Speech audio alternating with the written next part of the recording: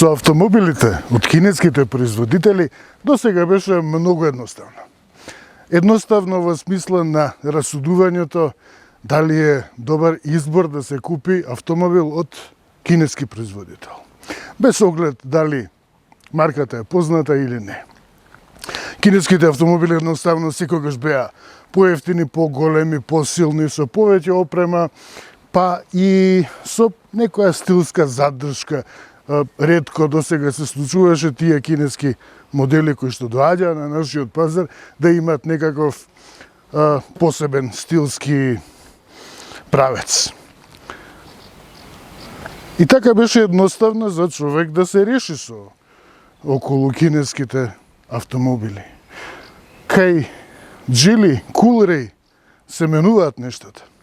Овој автомобил не сака да биде наевтин, или да понуди повеќе опрема или димензии, или багажник, или тркала, туку сака да биде подобар автомобил. Во категоријата на цени од 30.000 евра, ова е автомобил кој што со попуст чини 28.500 евра. Во две изведби се нуди и во таа ценовна категорија веќе има огромна слобода, има многу што да се избере. Значи, може да се избере и марка, и каросериска изведба, може да се избере SUV, лимузина, комби, погон може да се избере, има хибриди. Значи, не е едноставна воопшто мисијата која што ја има Coolray и воопшто Geely. Дали овој автомобил навистина може да биде повеќе автомобил од другите автомобили за тие пари? Прашањето околу Geely Coolray воопшто не е дали е поевтин, дали нуди повеќе опрема или поголем багажник или е поголема каросериски од другите модели кои што би дошле во предвид по таа цена или со таков сооднос на цена и квалитет, туку прашањето е во тоа дали Geely е подобар како автомобил. Ова е искачувањето кон Маврово, продолжувам понатаму кон Маврово и намерно го избрав овој пат затоа што тука се покажуваат возните својства на секој автомобил. Тоа се брзи свијаци,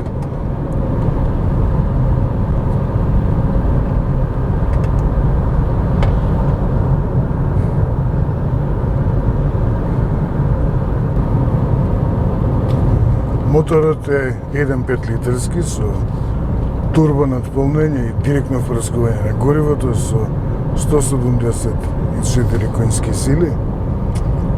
И очигледно е дека тука воопшто нема никаков проблем да одржува динамика на ова на горнина што на сите ни е добро позната. Geely Coolray качува релаксирано со 1800 вртежи во 6-тиот степен. Тоа е вистински доказ за моќноста, за способноста на овој погон и за реалноста на тие 174 конски сили.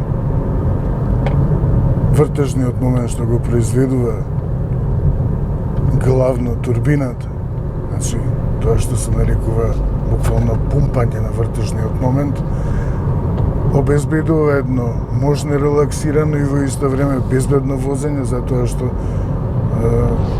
таа резерва од моќност, од вртежен момент и подготвеноста да повлече, може во бројни ситуации во возењето да значи и извлекување од опасност. Тука воедно се гледа и квалитетот на возните својства.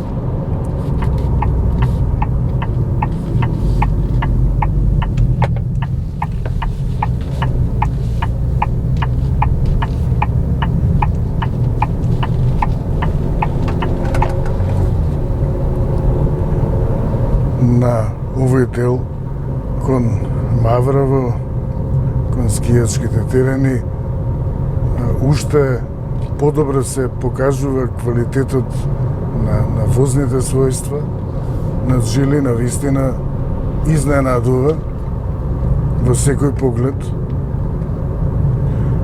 Тоа е платформа BMA, така се води, Geely ја води како BMA и наменета е за модели од B сегментот, значи тоа се во основа градски модели и SUV модели на база на градски модели. И може да варира многу, може да се избира, може да се направат разни моделски изведби и во поглед на каросеријата и во поглед на димензиите, може да се избира меѓуоскино растојание меѓу 2,55 и 2,70 метри и ширина на трага меѓу 1,5 и 1,6 метар. Тоа е платформа која што е втора платформа развиена по CMA платформата. Тоа е првата платформа што Geely и Volvo ја развија заеднички и која што меѓу другото се користи и за познатиот Volvo XC40, вклучувајќи ги и електричните изведби. Додека за таа платформа Geely напоменува дека е развиена во соработка заеднички со Volvo, за оваа платформа напоменува дека тоа е строго развој на Geely. И ќе се користи оваа платформа за уште голем број други модели.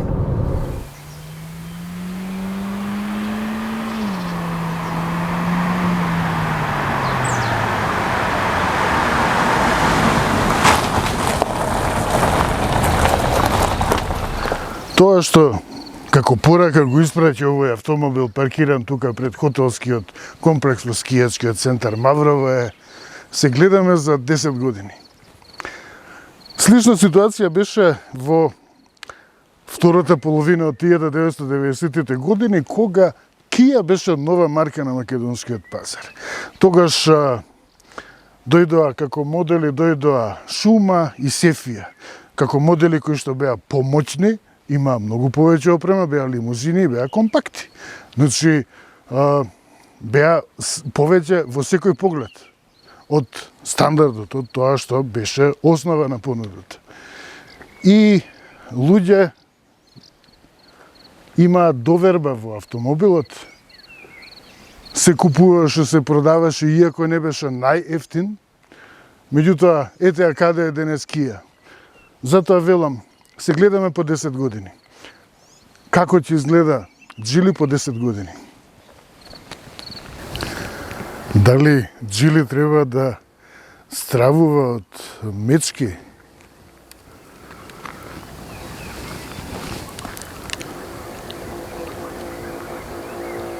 Па, многу е поверојатно дека Geely е мечката.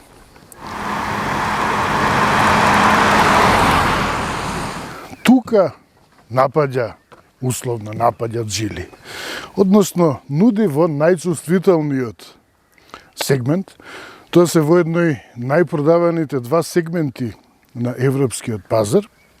SUV сегментот, значи SUV возила и кросовери, кои што се конструирани врз основа на платформа наменета за градски модели, односно тоа што јас го нарекувам Punto и Polo, и зафаќа во одредена мера, зафаќа и во C SUV сегментот. И тие се двата најпродавани пазарни сегменти во Европа покрај класичните комби лимузини. Што бара Geely, која што е позната, главно поради тоа што е, јас повеќе ќе речам, домаќин на марката Volvo отколку собственик, во таа ценовна категорија, кога има веќе избор. Сака да понуди подобар автомобил. Сака да постигне cool rate, да биде подобар автомобил од оние кои што веќе се докажани и во кои што веруваме дека навистина го нудат тоа што нивната марка го застапува.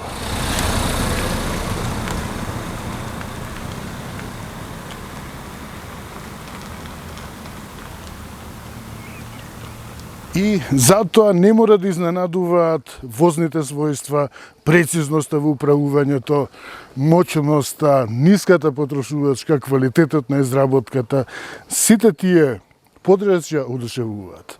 Значи, овој автомобил е многу поголем предизвик за купувачите отколку другите автомобили кои што се очигледен пример, многу едноставен избор, условно едноставен, како да не привлече внимание.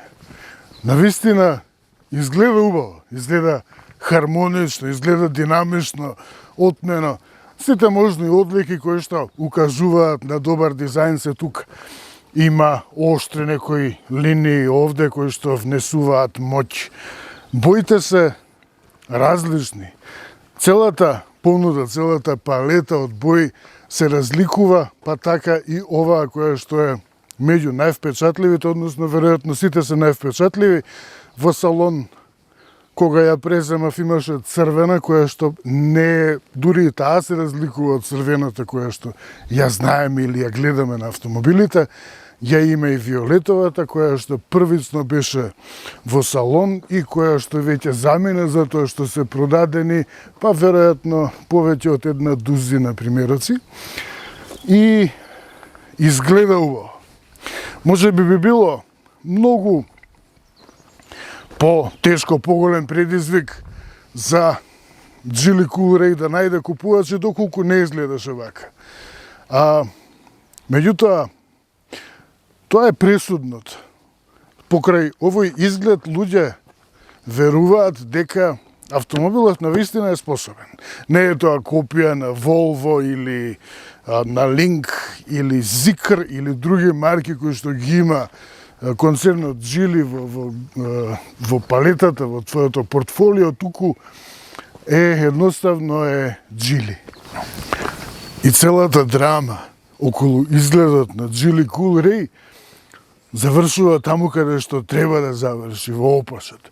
Како проект менеджерот кој што бил задолжен за Coolray како модел кој што раководел со развојот општо на Coolray, како да им нарачал на своите дизајнери: направете ми автомобил што назад изгледа како спортска машина.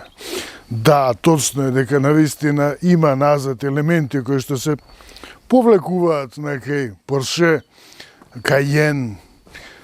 Тука е лентата, надписот, има и некои агли кои што се меко создаваат некој опаш. И секако и овој впечатлив спойлер, кој што воопшто не изгледа депласирано, туку кога ќе се погледне целата слика, навистина ова е завршница каква што заслужува овој автомобил. Тоа е пораката, тоа е гордоста на овој автомобил, кој што гордоста која што ја заслужува со возните својства. Затоа што предноста не е ниту во цената, ниту во опремата, ниту во дизајнот или во можеби големината или опременоста, туку вистинската големина на Geely Coolray е во возните својства. Тоа е вистинската вредност на Geely Coolray.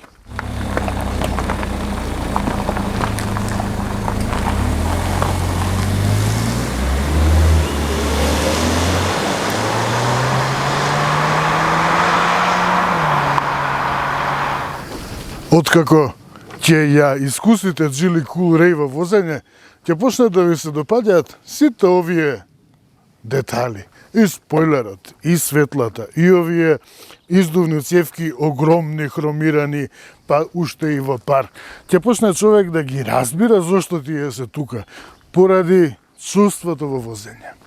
Тоа е разликата кај Geely Coolray, односно отсуството на разлика со автомобилите кои што чии што модели ги знаеме многу подолго, кои што ги цениме многу подолго и кои што ја носат главнината од продажбата. Меѓутоа, токму непостоењето на заостаток на Джили Coolray во поглед на тие носители на продажбата, односно на имиджот на SUV од B-сегментот, ја го оправдува местото на овој автомобил. Историја.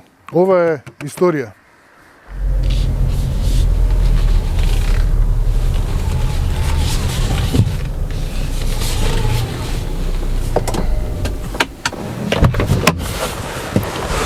Ако овој автомобил вози добро и изгледа добро, каде е тогаш кинеското во него?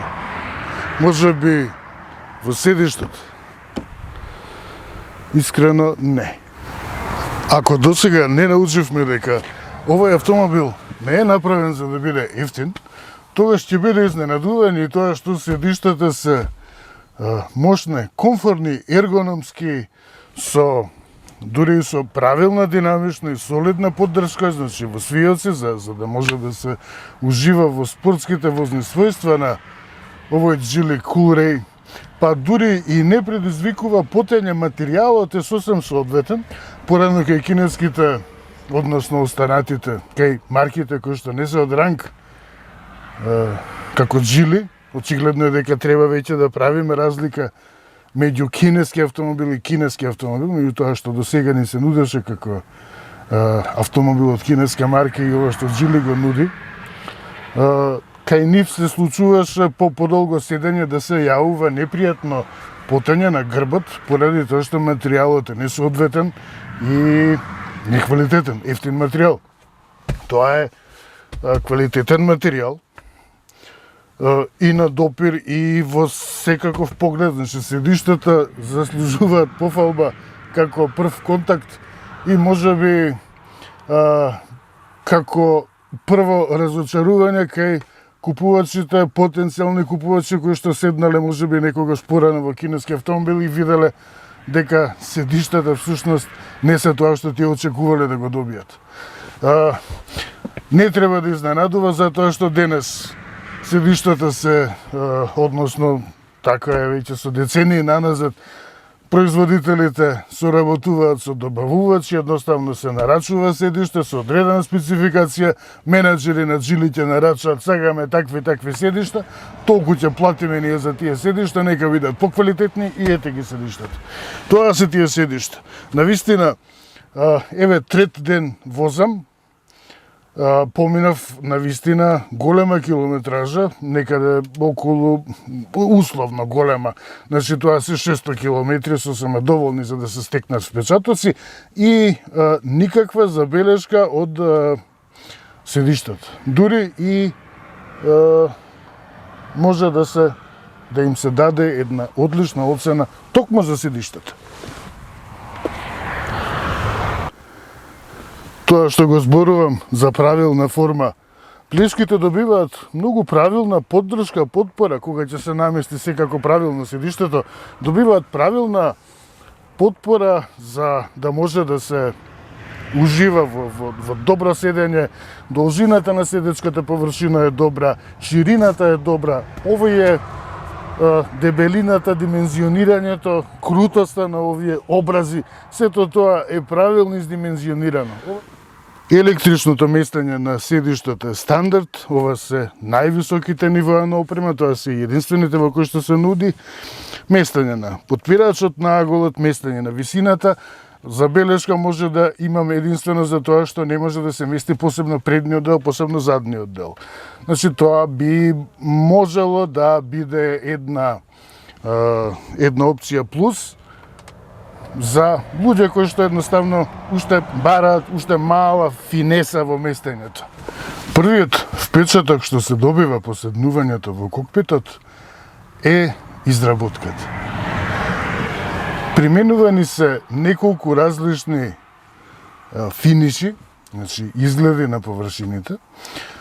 Ова метализирана површина со мат одсјај изгледа пријатно, во убава комбинација со оваа црвена боја, значи сето тоа изгледа честно. Значи, некој го сработил овој автомобил честно. Овде има плюс некоја површина која што може би личи на кадифе, тоа е вештачки материјал и под него се наоѓа. Значи, сепак тоа е може би милиметар материјал кој што го омекнува чувството при допир, меѓутоа делува благородно и тоа е навистина добра изработка, рамка околу прекинувачите, рамка околу, значи метална рамка околу прекинувачите на воланот, фантастична форма, правилна форма на воланот. Значи ова не е ефтин волан, не е ни ефтина изработката, ниту па материјалите. Подсеќа секако, да не спомнувам на што подсеќа, на која марка подсеќа овој волан. Командите, ова е повеќе личи на Volvo рачкиве, подсеќаат на Volvo. Тоа да, тоа се детали од Volvo, има прекинувачи од Volvo, да, тоа е и од други марки ќе се забележат, меѓутоа техниката е сосем друга. Не е копија.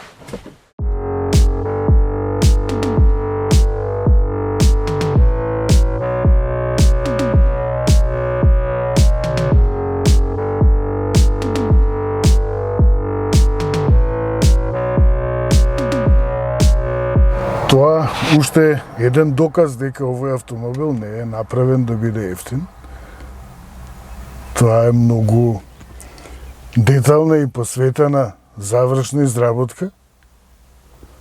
Функционалноста е примерна, пристојна.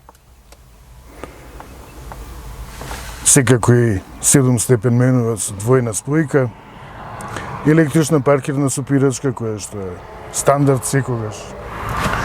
Горната површина од арматурната табла личи како да е оставена со ефтин материјал. Меѓутоа, постои причина зошто изгледа вака овој материјал. Тоа не е за да се заштеди, туку за баш напротив. Тоа е со цел да се постигне поголема отпорност и издржливост на материјалот на големи температурни, значи на високи температури, на температурни осцилации, на сите можни влијања кои што ги претрпува оваа површина директно изложена на сонце и на секакви можни услови.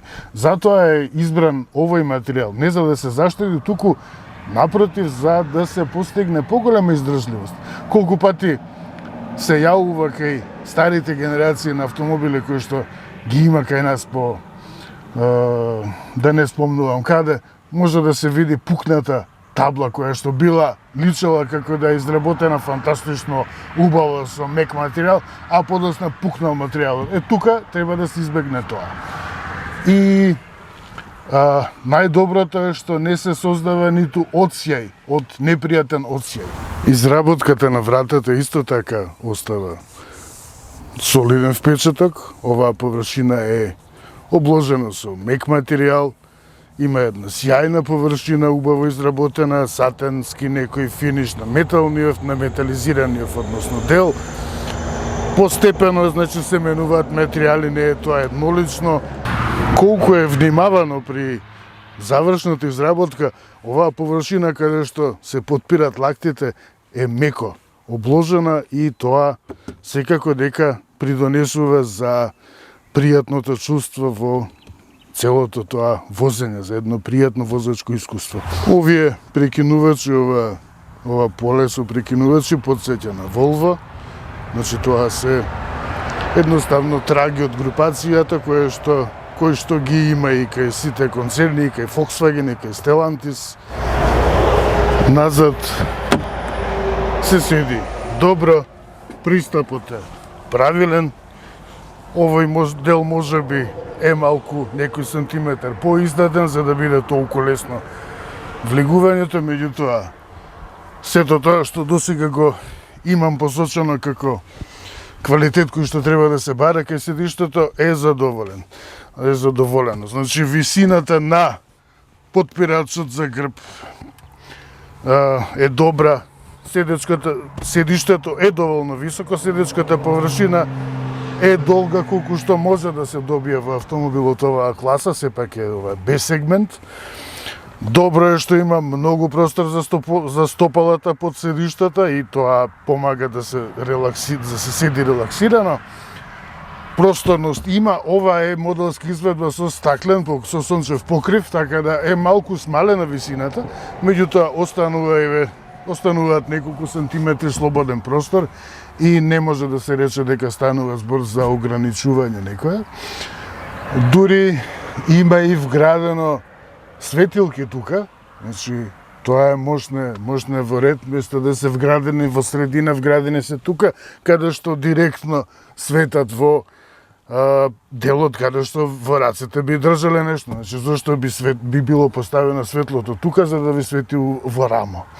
Исто и назад има многу убава изработка на вратите, истото што е изработено на предните врати, се повторува и тука, значи истите материјали, нема прикривање нешто, закинување, исто обложено, меко, широки джебови во седиштата, отвори за вентилација, па еве и грејање има на задните седишта, приклучок USB, малечка преграда тука за сместување на мали дребули.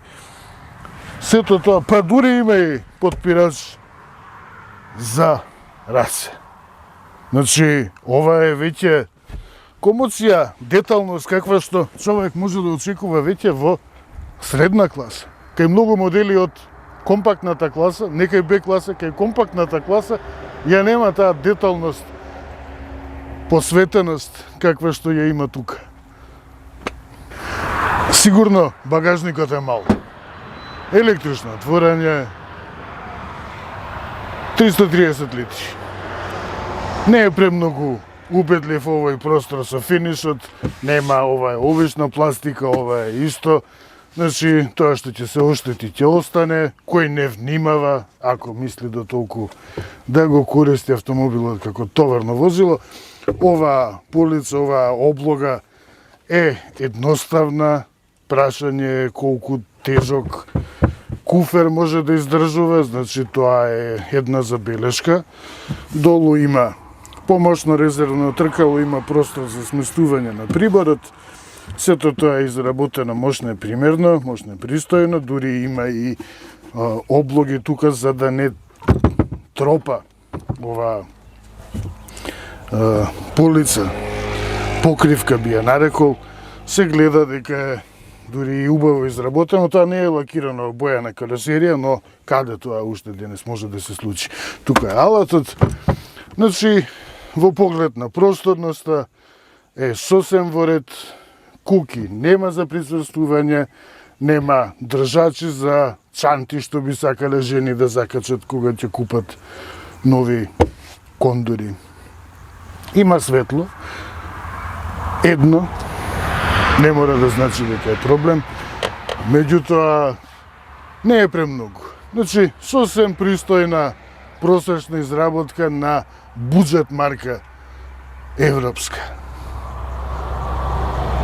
Не е да се забележи, може би 400 литри во оваа класа може да понуди Шкода Камик, меѓутоа далеку од тоа дека би требало нешто човек да се жртвува околу багажникот. Од 10, 9,5. Заради електричната поддршка меѓу другото. И значи кога ќе се прочитат жили, како што го запознавам автомобилов, почнува да ми значи жили многу повеќе. Задната клупа секако дека е соборлива и поделена, нема потреба од отстранување на подпирачите за глава, има доволно простор. Се добива една површина која што благо се качува, меѓутоа тука може да се сместат и спортски прибор, има простор и спортски прибор и мебел кога ќе се купува или кој знае што, вообичаена практичност на комби лимузина. Овој простор може би има малку повеќе екстра, значи ширината ќе проверам дали може би кај другите модели има поголема ширина меѓу подкрилата, односно меѓу оваа заштита пластична на подкрилата, меѓутоа функционално. Секако дека е функционално. Ова е еден пример за финишот колку е детално работен, значи покривот е во црна сјајна боја, дополнително нанесена. Меѓутоа овој преод од каросерискиот, основниот каросериски лак во сјајниот црн лак е продолжен надолу и тоа е една убав печаток за завршницата. И уште еден детал кој што говори за целосната практичност, функционалност и долготрајност. Два амортизери на багажникот. И тоа се големи амортизери. Не се тоа најевтините кои што се добиени. Овој автомобил е создаден да трае. И по вакви детали се гледа дека имале менаџерите, проект менаџерите имале некоја многу подобра идеја. Се забележуваат држачите.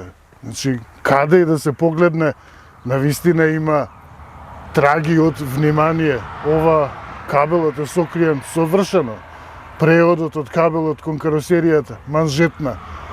Сето тоа се мали детали, ситни ќе рече човек, меѓутоа тоа се нештата кои што прават да функционира автомобилот на долги релации. Истото важи и тука. Убедливо како изгледаат работите под хауба.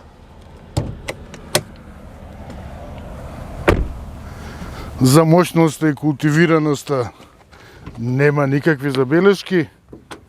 Сега нормално е помалку тајновито како се отвора ова. Аха, добро, веројатно тие предвиделе многу подобро од колку што јас можам да предпоставам. Не се гледа многу, секако, меѓутоа има изолација, има гумиран спој, овде не е по целата ширина и тука нема, меѓутоа тоа е само надворе, што е важно главно за звукот кон надворешноста. Не е толку пресудно за изолацијата на просторот од нечистоти. Акумулаторот е произведен во Кина, значи во основа би требало многу лесно да се пристапи до светлата, значи за поправка на светилките. Ова ретко се гледа, значи на вистина е мощно е примерно. Неретко треба половина нос да се симне за да се смени светилка, обична светилка, што е највообичаена потрошна работа. Очигледно е дека добро е заштитен моторот од нечистотија долу, затоа што еве го и ременот, значи нема дополнителна заштита, облога околу него, меѓутоа е совршено чист просторот, долу е изненадувачки добро заштитено од нечистотијата долу. Значи некој се сетил дека е подобро да го заштити целиот простор долу, место само да го заштитува од нечистотија ременот, каишот. Лесно е долевање вода, значи практичноста долевање вода за прозорците, долевање масло, еве има Shell, користи Shell. Акумулаторот е веднаш достапен, осигурачите се веднаш достапни, тесно за сопирачки, па добро условно е и тоа е лесно, иако тоа е работа за сервисери, таму не се чепка. Тука има еден поклопец кој што се отстранува и се пристапува многу полесно. Значи направено е со идеја и одржувањето на автомобилот да биде едноставно, а тоа значи и брзо и ефтино.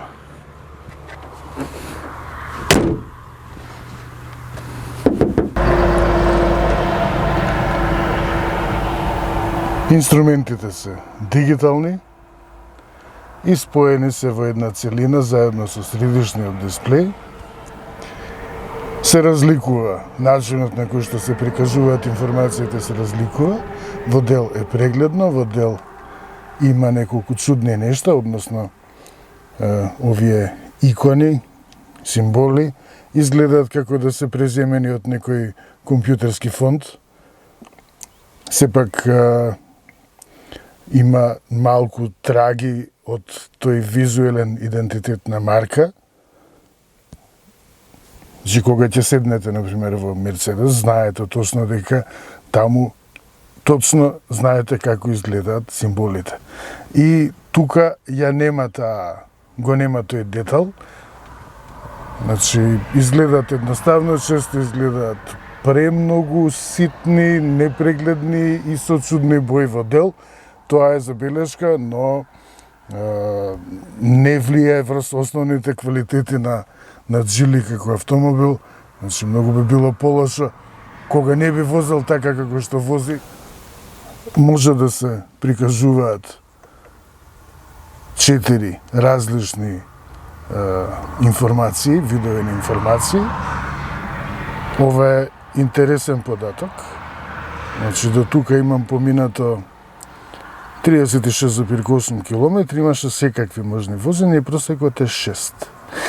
Кога ќе се излезе од град, па доколку се вози по спореден пат, таа е вредноста што може да се очекува. Значи, 8 литри, тоа би било при релаксирано возење. Јас возев малку поштедливо тука. И забелешката главно се сведува на тоа. Символите во дел се ситни, со бои кои што се премногу генерички, значи Windows бои и Windows символи, условно Windows, нели? Би можело да има малку повеќе таков визуелен идентитет на бренд. И Volvo го има тоа, значи како марка на Geely, кај Volvo постои тоа што кај Geely го нема. Средишниот дисплеј, значи дисплејот за инфозабавните системи, исто така има различен начин на прикажување на информациите и различен пристап, различна менина користен и логика. Значи, во основа се 4 видови на информации. Информации за возилото, може да се даде на возилото прекар, може да се внесе број на регистрација во ред, контролата на возилото, тука се регулира. Значи, дали возилото автохолдът, значи, се исклучува ESC, контролата на стабилноста, поаѓањето може да се исклучи, значи, за да не поаѓање, односно, може да се, дури сега прв пат го забележувам тоа, дека автомобилов располага и со контрола на брзината при спуштање по надолнина. Тоа е сепак доколку се вози по терен. Има паркинг асистенција, тоа е многу вредно поглавје, цело поглавје од автомобилов. Тоа е второто, и прозорците исто може да се регулира тука начинот на работа, има и сите останати, наистина има различно мени, меѓутоа не мора да значи дека тоа е и полошо. Графиката е многу висока резолуција и со силни контрасти, значи е прегледна, не е тоа ефтин дисплеј. Звукот исто би можел да забележам и околу звукот, затоа што отсуствува оној елемент на loudness. Во автомобилите некогаш постоеше такво копче кое што се нарекуваше loudness, односно нагласување на басовите и на високите тонови при пониска јачина, силина на звук. Тука кога е понизок, кога е на послабо пуштен звукот, се случува обратното. Значи многу е посув, по-рамен звукот при помала јачина, а како што се попушта, така добива баси и високи. Значи не квалитетно, туку модулацијата на звукот е чудна. Секако тука има, значи, еквализација, може да се избере рок, мене ова местење на хармониците ми одговараше за таа музика што јас ја слушам. Има неколку, има и кастом во ред, има и вообичаени исто системи, полнење безжично има, тоа е плюс, значи стандард, сосем за очекување дека го има, значи повеќе е за очекување дека ќе биде вградено во овој џили отколку да отсуствува, односно да не достига. Тука се исто и контролите за камерата, за сообраќајни знаци, за предупредување при приближување, за предупредување за возило во мртов агол, значи има дури и објаснување како што функционира, па и подменија вред. Не мора да значи дека е тоа што се разликува минито, односно ракувањето, не мора да значи дека е неквалитетно, па еве и капацитет, може да снима. 64 гигабајти има меморија, диск веројатно. Може да се снима возење, камера има. Посебно е менито за ракување за климатизацијата. Значи ги има сите опции, има дополнителни физички контроли. Би забележал само за исклучувањето на климатизацијата кај некои производители. Не мора да се држи копчето за исклучување на вентилацијата, односно на вентилаторот. Доволно е да се само да се притисне еднаш и се исклучува целосно и по повторното вклучување на вентилацијата се враќа брзината која што била претходно наместена. Тука мора да се чека, значи морам да го вратам. Значи не е тоа обичен оф, туку единствено ако го држам, тогаш се исклучува. Значи тоа е забелешка, чисто не во негативна смисла, туку повеќе како разлика. Значи од некоја практика која што има на друго место.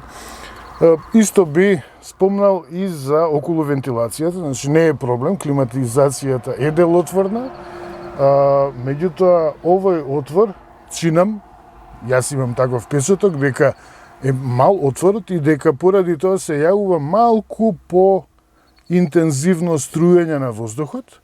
Секако дека може да се регулира, да се насочи и правилно, не е осветлено, значи ова подречје исто така не е осветлено, не е опфатено со осветло.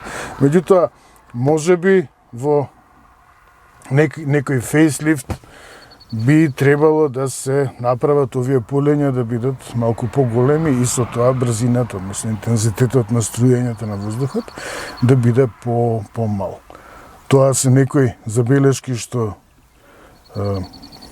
не се, воопшто не ги намалуваат квалитетите на Geely Coolray како автомобил.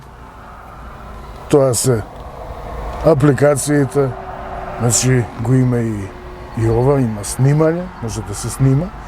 Треба да се додаде картичка, SD картичка и може да се снимаат податоци од возење, тоа се фантастично детални слики, има и телеметријски податоци. Навистина е интересно. Да, може на секои 3 минути да снима, значи може да се избере како да снима. Со тоа што на секои 3 минути се брише претходната снимка. Постојат и 4 режими или програми на возење. Може да се менува меѓу спорт, еко, комфорт, адаптив, односно приспособлив начин на возење, со тоа што се менува соодветно и бојата на инструментите и на амбиенталното осветлување. Значи под оваа црвена лајсна има, односно над неа има една светлечка лента која што внесува амбиентално осветлување.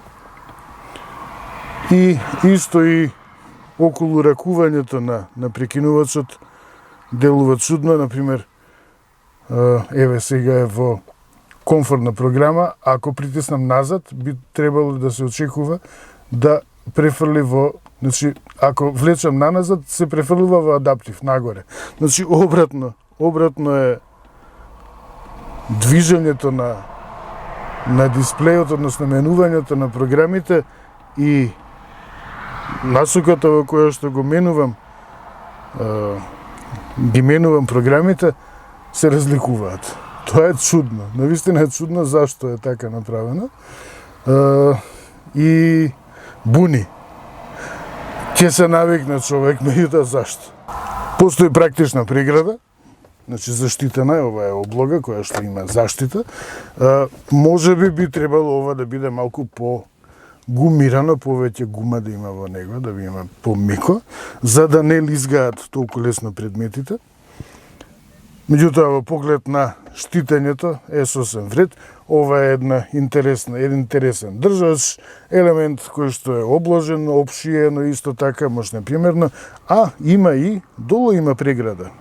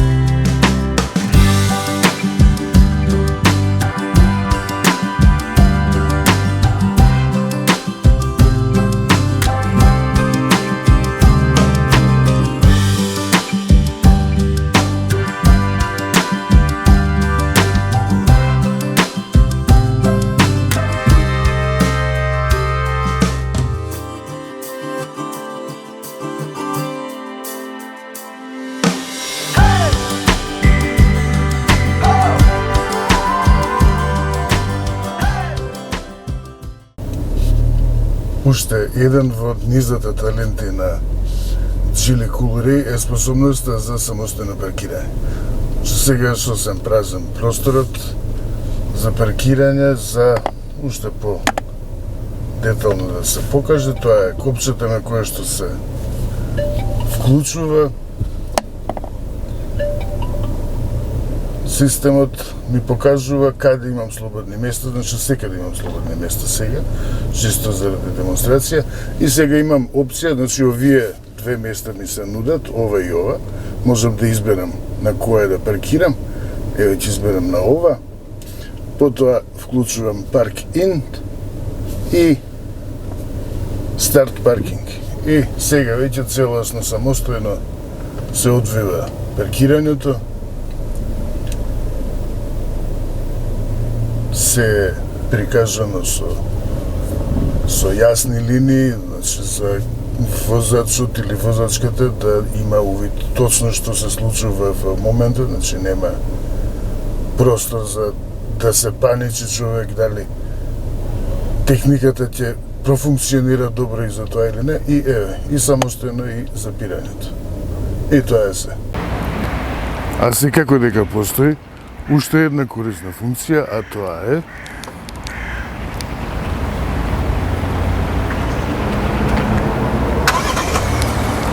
далечинско стартување на моторот. Моторот ќе се загрее, автомобилот е заклучен во меѓувреме, значи нема сега се отклучува затоа што имам keyless пристап.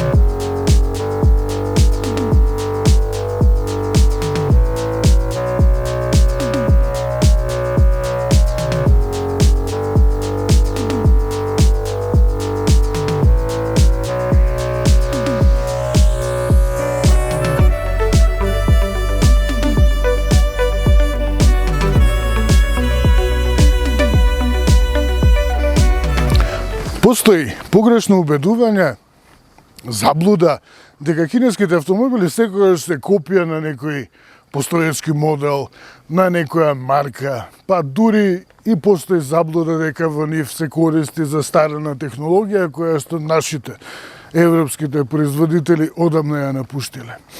Застарена технологија, далеко од тоа. Тоа е премногу наивно да се верува и тоа е верување кое што заостанува некаде 20 на години, веројатно. 10-20 години, без разлика. За овој автомобил да се создаде, вложени се милиарди евра, долари.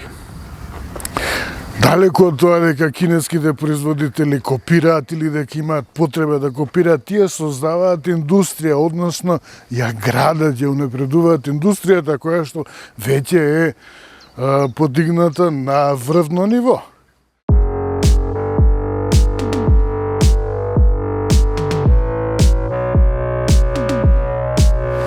И самите менеджери на европските марки во бројни интервјуа и на бројни настани на автосалони признаваат дека кинеските производители се понапредни во електромобилноста, во конективноста, во дигитализацијата и главно се понапредни во тоа што успеваат со синергија, значи со сплет на фактори на влијанија, постигнуваат трошоците за производство на автомобили да им бидат пониски отколку трошоците на европските производители.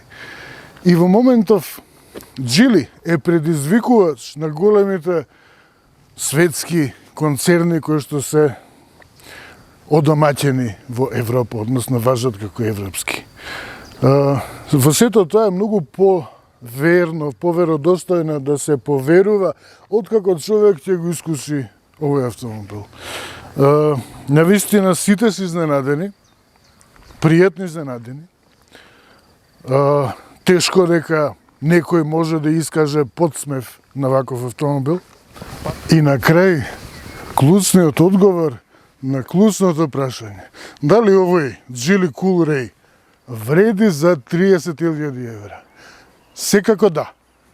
Не поради тоа што е повеќе опремен, поради тоа што има моќен мотор, поради тоа што има погонска спрега што вклучува и автоматски менувач, односно менувач со двојна спојка, или поради бојата, или поради спойлерите, туку тоа што прави овој автомобил да биде навистина вреден, да ги оправда тие 30.000 евра, близу 30.000 евра, тоа се квалитетите како автомобил.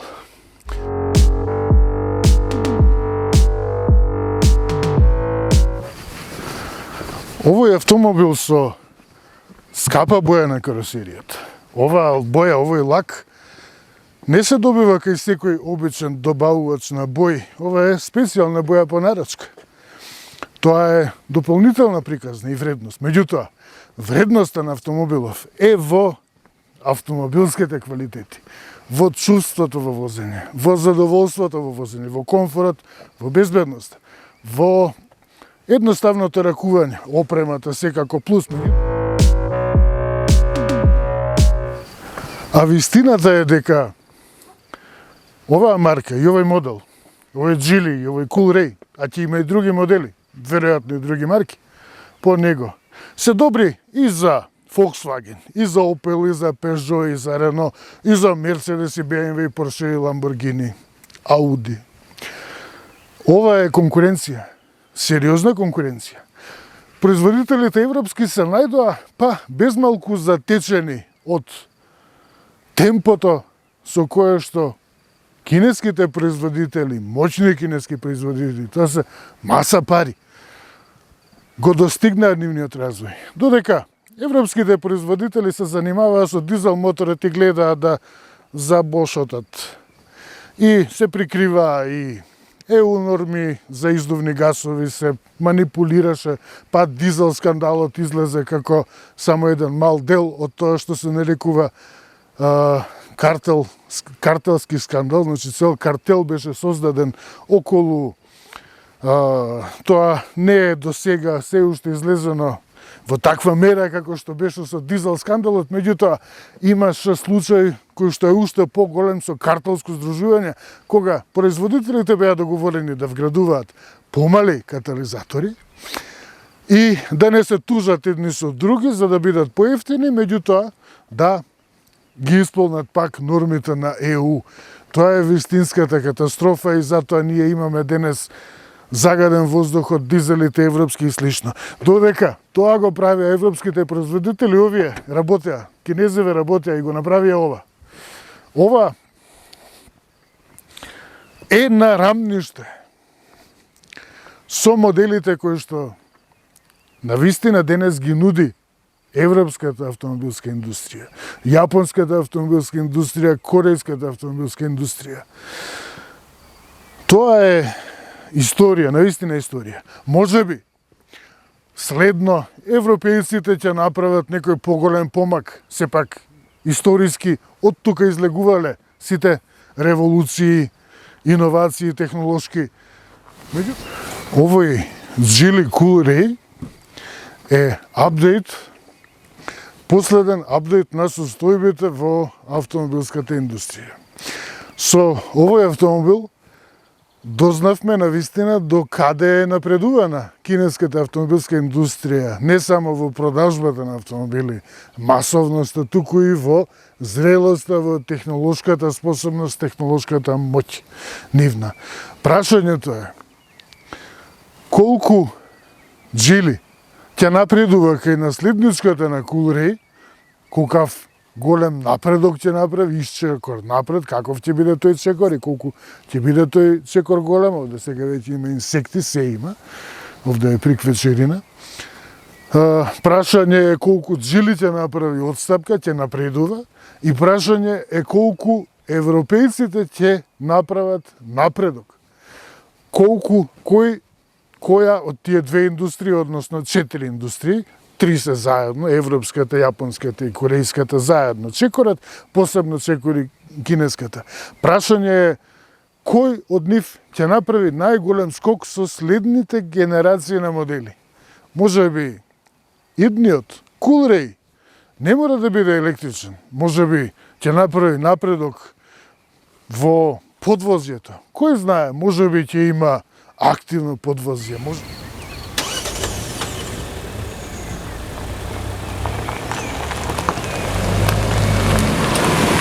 Неизвестно е. И тоа треба да се види. Ова е добро за конкуренција. Љубителите на европските марки, на Volkswagen, на Mercedes, на Peugeot, на јапонски, на корејски марки, можеби нема да бидат премногу погодени од овој автомобил. Нема да ги засегне. Меѓутоа, производителите нив ги засега. Нив ги засега тоа што овој модел го представува како напредок и поттикнува конкуренција. А овој автомобил веќе заслужува внимание, веќе добива внимание. Сите пристапуваме со одредени предрасуди кон кинеските автомобили. Па, кога прв пат го видов овој изглед, оваа динамика, ова ветување за моќ, за брзина, за способност, сето тоа изгледаше неверодостојно. Изгледаше како несоодветно. Изгледаше како нешто што овој автомобил веројатно нема да биде во состојба да го исполни.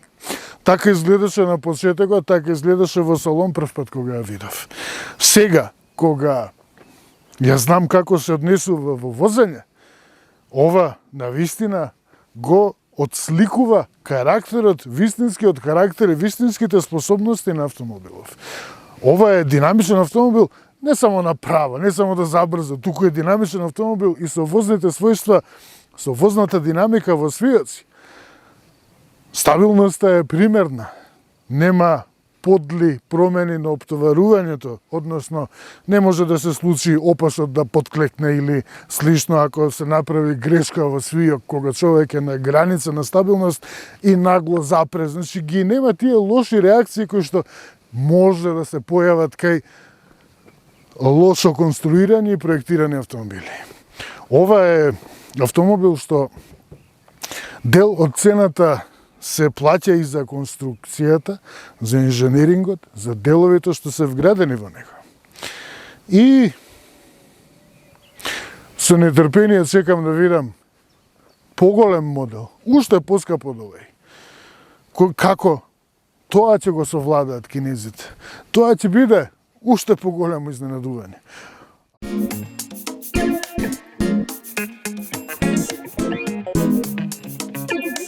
А овој автомобил, како што ми кажа во салон, увозникот Делфино, динамиката која што ја имале испланирано за продажба во првава година на присуство на пазарот, овие мушички ги има се повеќе, веќе е побарувачката ја надминува динамиката која што тие ја имаат предвидено. Односно, пазарот покажува уште подобар интерес за оваа марка, затоа што има и друг модел, покажува поголем интерес за оваа марка отколку што предвиделе. Таму се искусни менеджери од автомобилската бранша, патем, кои што сигурно врз искуствени податоци предвиделе колкава динамика може да претрпи пазарот, може да издржи пазарот. И се покажа дека всушност и покрај овие 30.000 евра постои интерес за ова. Најчите луѓе ги гледаат квалитетите, ги препознаваат во овој џили. Иако поголема продажба отпаѓа на Атлас, кој што е посериозен и поголем, меѓутоа Атлас, кога ќе го видат луѓе на улица, ќе повлече имиджот, ќе му го насочи и на Coolray, ќе се надоврзуваат еден со друг. И тоа е стратегија на марката. Не е ништо случајно.